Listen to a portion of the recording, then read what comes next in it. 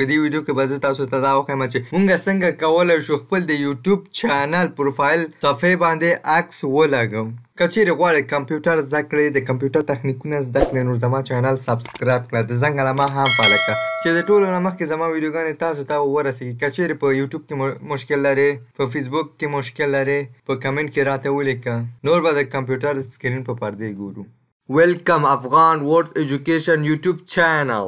بسم الله الرحمن الرحیم. زه ګوګل کروم خلاصوم. دلته زه یوټیوب چینل لیکم www.youtube.com به ولیکئ. کله چې ولیکئ انټر به ووایئ، موږ سره ډایرکټ یوټیوب چینل خلاصېږي. که چیرې خلاص نه شي هلته به ساینینګ شي، بیا مکمل در سره خلاصېږي.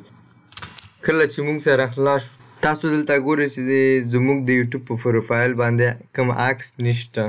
اوس زه غواړم چې د پروفایل باندې عکس ولګوم. سمه ده. پرېدې نه بعد به ته راشې کریټ ا چینل. لومړي ځل کې در سره داسې راځي، سیده راځي درته وایي ته غواړې عکس اپلوډ کړې. دې ځای څخه ته کولی شې چې عکس اپلوډ کړې، خو زه نه غواړم دا طریقه، ځکه چې کیدای شي تاسو مخکې تر مخکې چینل جوړ کړی وي د یوټیوب. سمه ده. کینسل کومه. کله مې چې کینسل کړې راځم سټوډیو د لارې هم کېږي او کریټ ا چینل. اول چینل د تیار جوړ کړم، مکمل چینل ما سره دلته د یوټیوب جوړېږي. لږ وخت غواړي. ښه په لومړي سر کې زه وایم تاسو ته. ښه دلته ما سره چینل جوړ شو. ښه لږ شاته بیرته لاړ شه. سمه ده.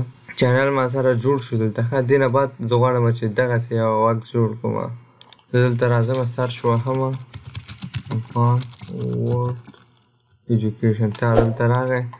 کله د چې ووهه دلته وګوره ما سره راغی. زه غواړم چې دغسې یو عکس خپل په چینل باندې ولګوم. سمه ده. دغسې عکس څنګه لګول کېږي؟ په دې باندې به لیفټ کلیک وهئ. لیفټ کلیک نه بعد به راشي یور چینل.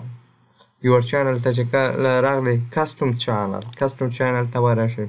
دې نه بعد موږ سره دغسې یو صفحه راځي. په لومړي سر کې دا ګوره راځي. ښه ویلکم ټو یوټیوب سټوډیو. کنیکټ به ووهئ. کنیکټ نه بعد به ته راشئ برینډینګ ته به راشئ. دې نه بعد به اپلوډ ووهئ.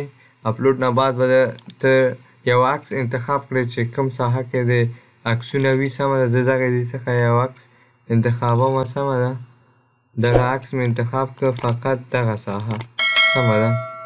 دومره عکس مکمل عکس صحیح شو. ډن به ووهئ.